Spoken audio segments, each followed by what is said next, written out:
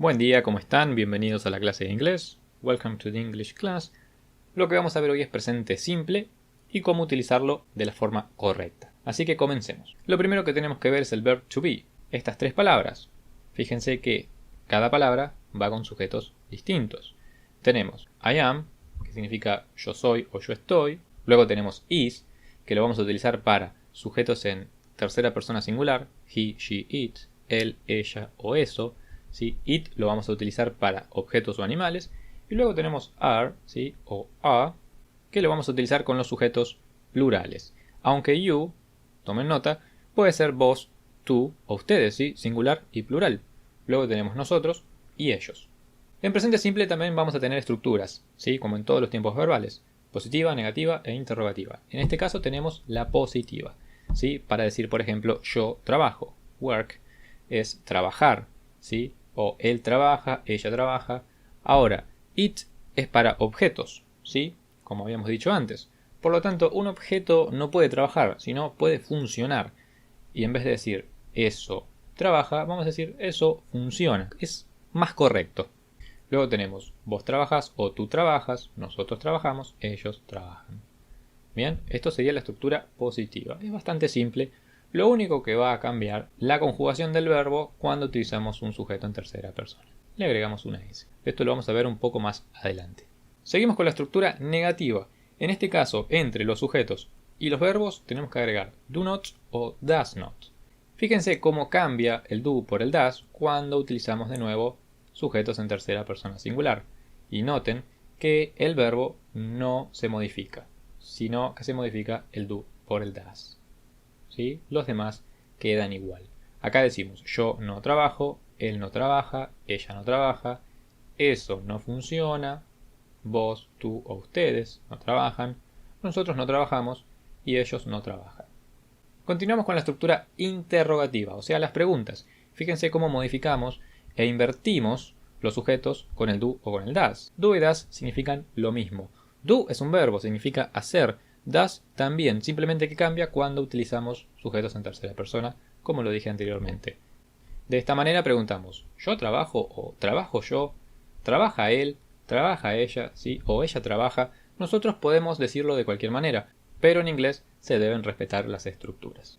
Seguimos con las respuestas a estas preguntas que acabamos de ver. Las preguntas que comiencen con do o does van a poder ser respondidas con sí o con no. Bien, como tenemos en los ejemplos. Do you work? Yes, I do. No, I don't. ¿Trabajas o tú trabajas? Sí, lo hago o sí trabajo, o no, no lo hago, o no, no trabajo. Luego tenemos la tercera respuesta que es un poco más completa, quizá un poquito más formal. Podemos decir no, I do not work. ¿Sí? Es un poco más largo, pero con no, I don't ya es suficiente. Bien, ahora tenemos el ejemplo 2, que la pregunta es con does. Es lo mismo, simplemente se modifica por el sujeto que le sigue. ¿Sí? Tercera persona singular. Ella. Does she work? Yes, she does. No, she doesn't. Si lo hace o si trabaja. No, no lo hace o no trabaja. Y la tercera respuesta un poco más completa. No, she does not work. Ahora seguimos con las respuestas un poco más elaboradas, en las que no podemos responder sí o no. Tenemos dos ejemplos. What do you do? Esta pregunta es un poco general, ¿sí? Pero como ya sabemos de qué estábamos hablando, de trabajo, yo voy a responder I work in a school o I work as a teacher. Bien, trabajo en una escuela o trabajo como profesor. Bien, porque ya sabemos el contexto. Ahora, en el ejemplo 2. What does she do? She works in an office. She works as a translator. Cuando le preguntamos qué hace ella, trabaja en una oficina o trabaja como traductora. No podemos responder sí o no. Continuamos con los verbos.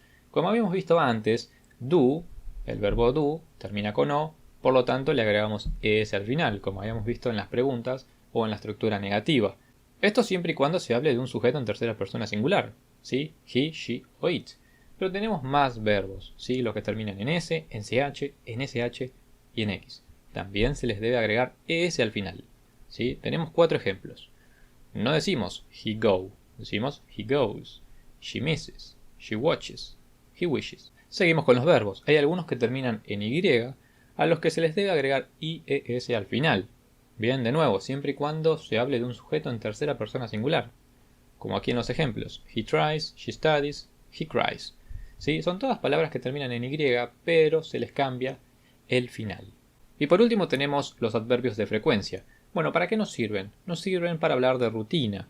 Para eso los vamos a utilizar. Tenemos always, often, usually, sometimes, rarely, and never. ¿Sí? Vamos con los ejemplos. I always get up at 7. Yo siempre me levanto a las 7. Seguimos. She often goes to football matches. Ella a menudo va o ella suele ir a partidos de fútbol. Siguiente. It usually rains when I go on holiday. Usualmente llueve cuando me voy de vacaciones. We sometimes eat pizza for lunch. Nosotros a veces comemos pizza de almuerzo o en el almuerzo. Anteúltimo, Jane rarely listens to jazz. Rarely significa casi nunca. Es muy poco probable que Jane escuche jazz. Y por último, never. My bus never arrives on time. Mi autobús o mi colectivo nunca llega a tiempo. Y esto ha sido todo sobre presente simple. Espero que les haya gustado, que les haya servido. Si les pareció complicado, no se preocupen. Algo que siempre les digo a mis alumnos es que la práctica lo es todo.